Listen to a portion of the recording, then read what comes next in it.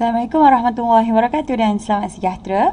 Kali ini perbincangan kita, cikgu akan tampilkan dua soalan yang berbentuk penyelesaian masalah melibatkan taburan normal. Okey, taburan normal adalah subtopik terakhir di dalam tajuk besar bab 8 KBSM, iaitu taburan kebarangkalian. Okey, jadi rujukan kita adalah penilaian kendiri 11, buku teks KBSM muka surat 208, kalau cikgu tak salah. Tak ingat sebenarnya muka surat berapa. Okey, kita pergi ke soalan yang kedua. Okey, soalan pertama kita dah bincang dalam kelas. Okey, soalan pertama sangat mudah, dia direct questions berbanding dengan soalan yang kedua. Soalan kedua ni dia agak tricky. Okey, so apa soalannya? Dia kata kat sini, ketebalan sejenis komponen elektronik yang dihasilkan oleh sebuah mesin mempunyai suatu taburan normal. Jadi taburan normal kita boleh tentukan dekat sini apakah pemboleh ubahnya, iaitu apakah X-nya. Okey, di sini dia kata ketebalan komponen elektronik. Jadi kita boleh ambil ketebalan komponen elektronik ini sebagai pemboleh ubah dalam kita punya taburan normal. Sebab dia kata ketebalan tu mempunyai suatu taburan normal. Okey. Jadi kita akan highlightkan kat sini ketebalan komponen elektrik. Okey, dan kita akan tulis dekat bahagian bawah pemboleh ubah dalam taburan normal piawai ianya adalah X. Okey, jadi kita akan tulis kat sini X sama dengan ketebalan komponen elektrik. Okey.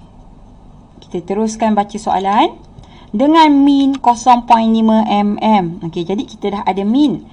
Okey, kita catatkan min pula. Okey, dia punya min sama dengan 0.5 mm. Okey, komponen elektrik yang lebih nipis daripada 0.47 mm dianggap tidak memuaskan spesifikasi kawalan mutu dan akan ditolak. Okey, maksudnya lebih nipis daripada 0.47 ditolak. Okey, kalau kita letakkan dalam bentuk tanda tanda, kita boleh kata apabila X ini lebih nipis, so kurang daripada 0.47 ketebalannya, sebab X adalah ketebalan komponen elektrik. So bila X kurang daripada 0.47, ianya akan rejected. Okey, kita akan tolak, kita tak boleh pakai komponen elektrik berkenaan. Okey, seterusnya dia kata jika 3.5% daripada komponen elektrik yang dihasilkan ditolak. Okey, 3.5% komponen elektrik yang dihasilkan ditolak, dia suruh awak cari sisihan piawai bagi taburan normal.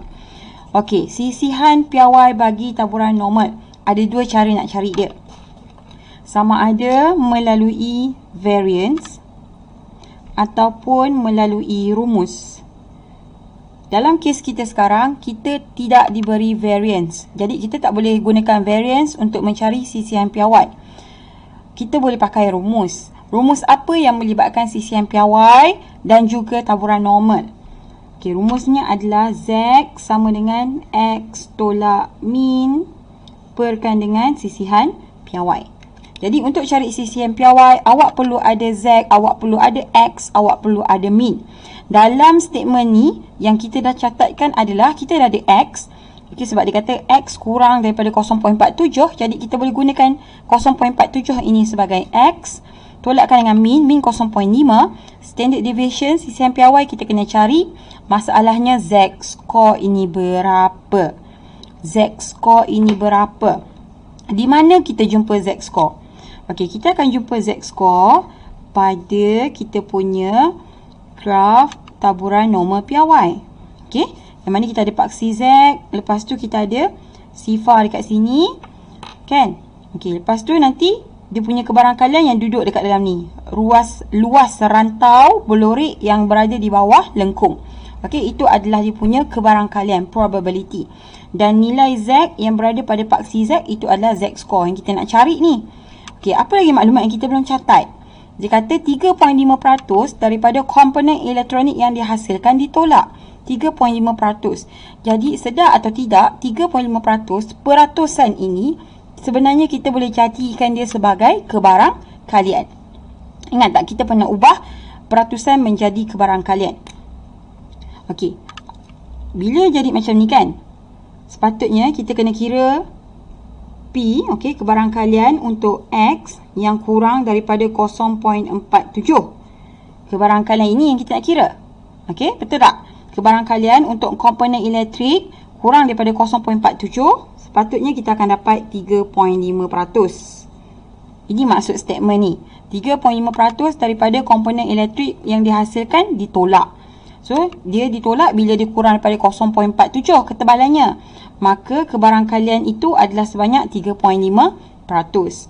Okey, masalah pada taburan normal iaitu X ini kita tak boleh kira. Kita tak boleh kira. Kita boleh kira bila kita ubah dia menjadi taburan normal piawai.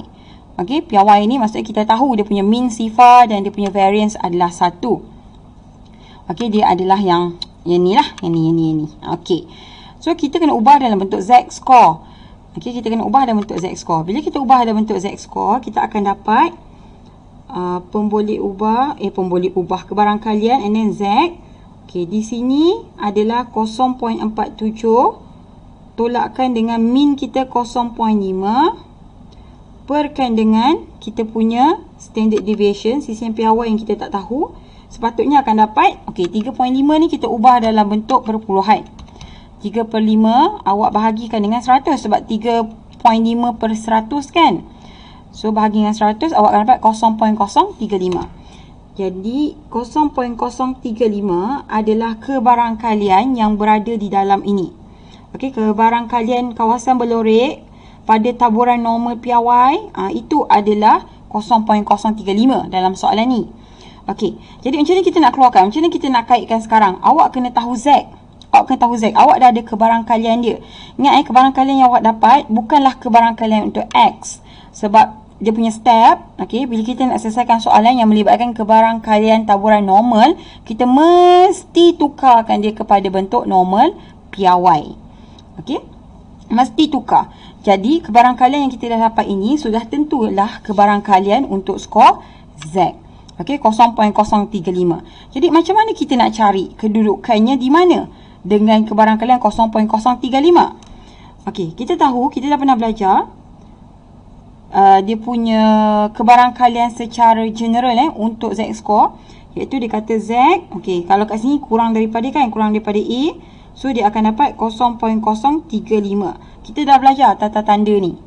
Okey, apabila Z kebarangkaliannya, okey, kita tengok Z-score ni dekat mana, kedudukan dia dekat mana, dan kita akan dapat kebarangkalian dia 0.035. So, macam mana kita nak tahu Z-score ni berdasarkan kebarangkalian? Yang ni awak boleh rujuk kepada kebarangkalian hujung atas. Okey, awak kena, dia ada cara untuk kita cari. First kali awak akan cari pembaris. Sekejap cikgu cari pembaris cikgu. Pembaris sangat penting untuk baca benda ni. Okey, so apa yang kita ada? 0.035. Dalam awak punya jadual ni, nilai skor Z adalah yang berada di sini. Okey, kolom yang paling hujung sebelah kiri dan yang berada di atas. Okey, yang di dalam adalah kebarangkalian di dalam awak punya lengkung yang di dalam ni. Okey, so 0.035 adalah kebarangkalian dalam lengkung, kan? Cuma kita tak tahu sekarang kat mana. Okey, sebab tu cikgu tak lorek kan. Sebab cikgu tak tahu di manakah ia. Jadi 0.035 kita akan cari kat dalam ni. Mana 0.035? Biasanya kita akan lebihkan sikit daripada 0.035 tu. So, kita ada 0.0307. Tak boleh. 0.035 kan. 35. So, kita ada 0.0351. Okay, nampak ni? Kita ada 0.0351. Okay, jadi baca Z-score dia berapa? Tengok belah sini 1.8. Dekat atas 1. 0.035 berada di sini. Jadi, awak baca Z-score 1.8 dan baca nombor 1 di atas. Okey, jadi Z-score kita sekarang adalah 1.81. Okey, so kita catat. Z kita adalah 1.81. Tapi Z-score ni biasanya dah ada 4 angka berarti. Jadi, macam mana awak nak cari dia punya angka yang keempat? Okey, awak tengok 0.0351. Okey, 0.0351. Awak tolakkan dengan kebarangkalian kita tadi, 0.035. Jadi, awak perlukan lagi 1. Kan, 1. Nombor bulatnya di sini 1. Jadi, awak carilah dekat 1.8 ni, cari mana ada nombor 1. Ada nombor 1 yang pertama dengan yang kedua. Dua-dua ada nombor 1. Ambil yang first. Okay, ambil yang first. So, tengok nombor yang kat atas ni nombor 1. Jadi, tambah lagi 1. 1 dekat belakang.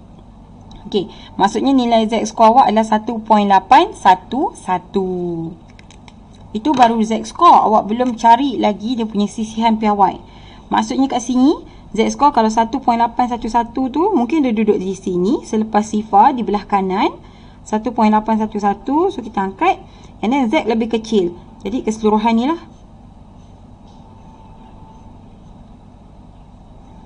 Okey, keseluruhan ni, itulah dia kebarangkalian dia. 0.035.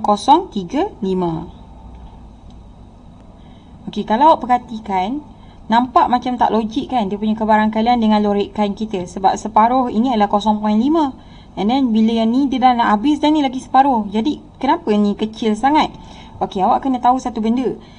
Kita sekarang ni kita pakai jadual kan untuk dapatkan skor Z. Bukan kita nak dapatkan kebarangkalian skor Z kan. Kita nak cari skor Z tu sendiri. Kita pakai graf. Kita pakai jadual. Okey, bila kita pakai jadual, maksudnya bila kita pakai jadual ni, dia lebih kepada nilai yang di sebelah kanan. Sebab dia kata kebarangkalian hujung atas.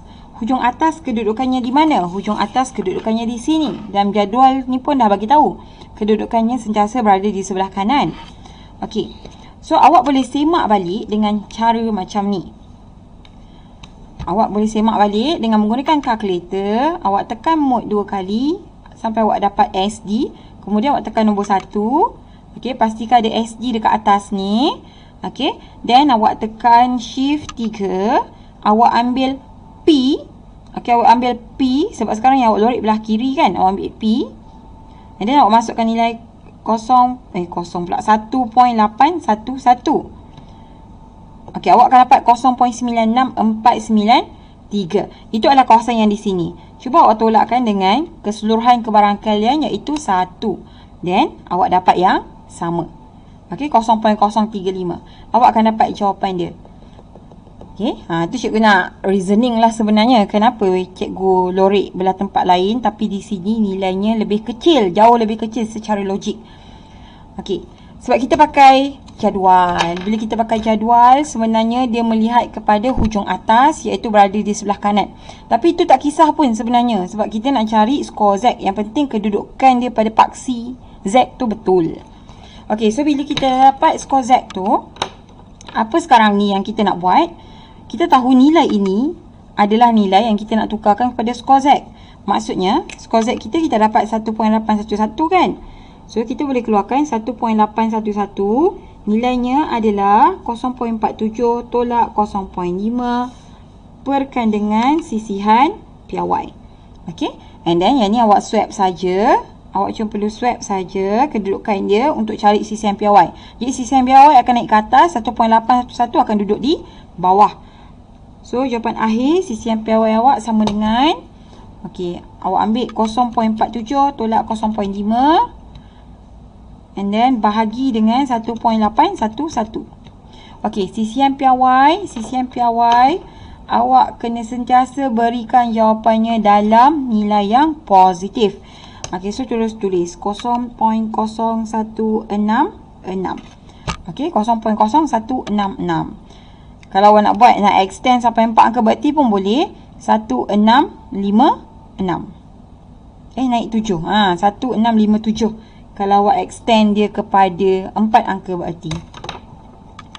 Okey, so siap soalan yang pertama. Soalan nombor 2 kita iaitu cari sisihan piawai bagi taburan normal.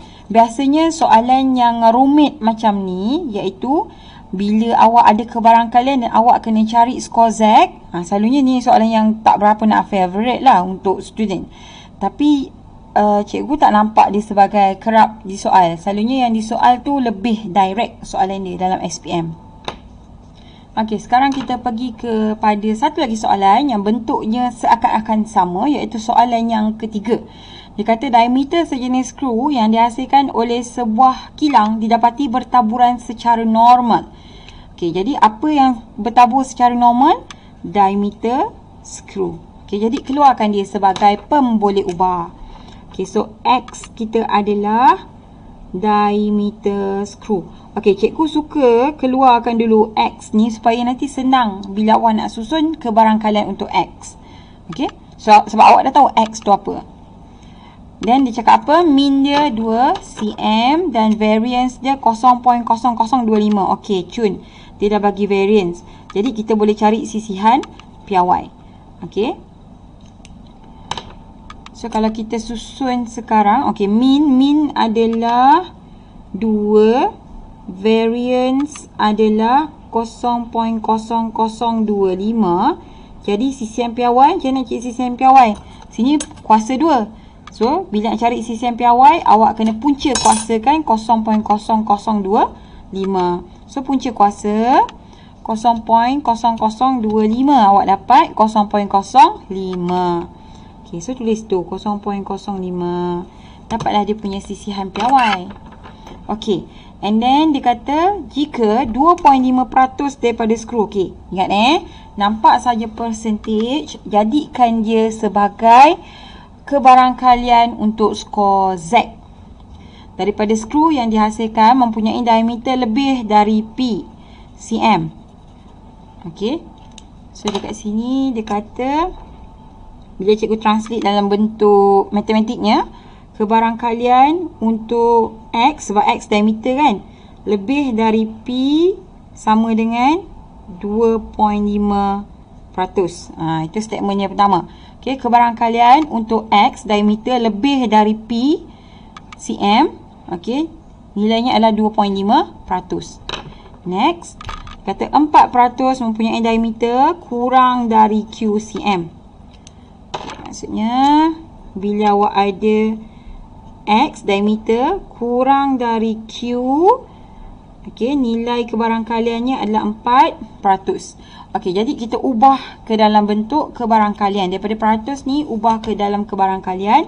So 2.5 perkan dengan 100, awak akan dapat 0.025. Okey, so P alamak salah pula. X lebih besar daripada P. Ya Allah, banyak P. 0.025. P yang besar kat depan ni kebarangkalian, P yang kecil ni PCM ni. Yang keliru pula nanti. Okey, untuk yang ni 4 bahagi 100, so kita dapat 0.04.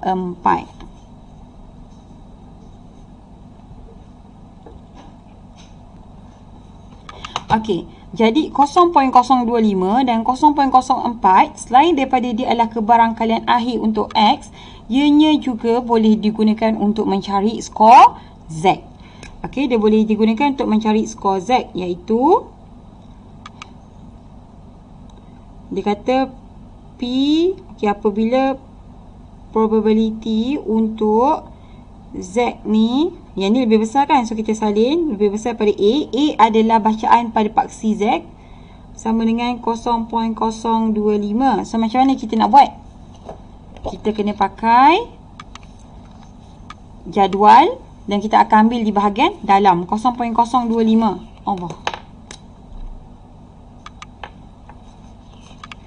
0.025. So kita ada ngam-ngam kat sini. 0.0250. Jadi bacaannya 1.9, atas dia 6. Okey. 0.0250 bacaannya adalah 1.9 dan 6. Okey, so 1.96 lah maksudnya kat situ. Z score dia adalah 1.96. Okey, bila awak dah ada Z score 1.96, okey, sebab dia ngam-ngam kan, dia tak ada nombor kat ujung, so kita tak payah tolak, tak payah letak apa-apa nombor lagi dah. Okey, so awak terus boleh pakai Z score ni untuk awak masukkan semula ke dalam X lebih besar daripada P. Awak boleh kaitkan Z score ini dengan X. Perkaitannya adalah dengan menggunakan rumus. Okey, kita letak sini lah. Z sama dengan X tolak min perkan dengan sisihan piawai. Okey, rumus tu ada di sini. Okey, diberikan waktu SPM ada rumusnya ni. Okey. So kita akan buat perkaitan dia untuk cari P, sebab kita tahu sekarang ni X lebih besar pada P, maksudnya P ini mewakili X itu sendiri. So Z 1.96. Jadi awak boleh tulis 1.96 sama dengan X awak adalah P tolak min awak 2 perkan dengan sisi ampere awak 0.05. So berapa P?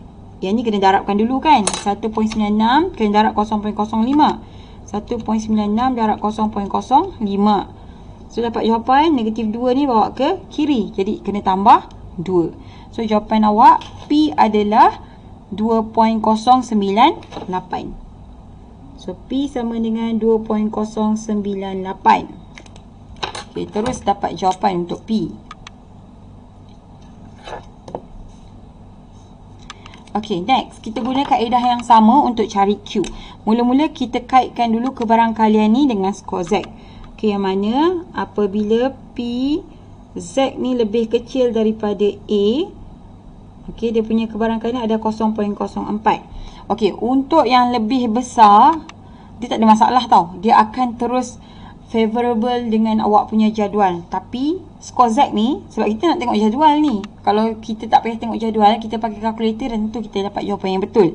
Tapi masalahnya sekarang kita nak tengok jadual. Masalah pada jadual adalah, okay, masalah pada jadual adalah pada simbol ketaksamaan ni. Kalau lebih besar daripada, okay, it's okay, boleh direct je buat macam kita buat sebelum ni. Tapi bila kurang daripada, okay, kurang, so awak kena faham dia macam ni tau. Bila dia kurang, okay, kalau sini Z, okay, sini sifar, okay, bila dia kurang, lepas tu kurang ni menunjukkan yang Z dia tu ke arah kiri. Betul?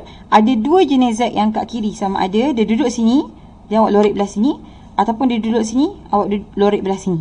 Itu saja kebarangkalian dia. Tapi tengok sini, 0.04 terlalu kecil, kurang daripada 0.5, kurang daripada separuh. Jadi maksudnya kita boleh kata mungkin A duduk dekat sini. So Z kurang daripada A, kebarangkaliannya di sini. Logik 0.04. Bila A duduk sini, jadi A nilai positif ke negatif? A adalah nilai negatif. Okey. Jadi senang cerita, ingat, bila awak jumpa Z kurang daripada A, okey, awak nak cari nilai Z score dan awak dapati Z itu simbolnya kurang daripada, awak tengok kebarangkalian dia. Kalau kebarangkalian dia kecil daripada 0.5, awak kena letak negatif nanti pada nilai skor Z awak. Kalau tak, awak takkan dapat jawapan betul. Okey, awak kena letak nilai negatif pada skor Z awak. Kalau awak punya kebarangkalian dia lebih daripada 0.5, and then tak apa. Pakai je lah yang nilai skor Z yang awak dapat daripada jadual tu. Pakai je yang tu. Okey? Itu strateginya lah, awak kena ingat. Jadi sekarang kita akan tengok jadual 0.04 duduk dekat mana? 0.0. Okay, cik yang kat dalam 0.04 dekat sini 0.0401. Okay, so ada 1 di hujung. So ambil 1. Jadi cara kita nak baca, untuk yang tak nampak tadi kan, sebab cikgu tak tanda pakai marker. Cikgu tanda pakai marker whiteboard. Okay, 0.400. Yang paling dekat adalah 0.0401. So kalikan sini. Jadi awak akan ambil yang ini 1.7. Lepas tu yang bahagian atas ni 5. Yang ni tadi dia terlebih 1 kan. Kita nak 0.0400. Dia bagi 0.0401. Baki 1 tu, tengok sini. Ni baki 1. So awak letak nombor 1. Jadi berapa skor Z dia? Skor Z dia adalah 1.751. Okay, cara nak baca dia. Buat banyak-banyak latihan, insya-Allah benda ni senang aja. So Z score, ingat, Z score kurang daripada, lepas tu kebarangkalian dia kecil daripada 0.5.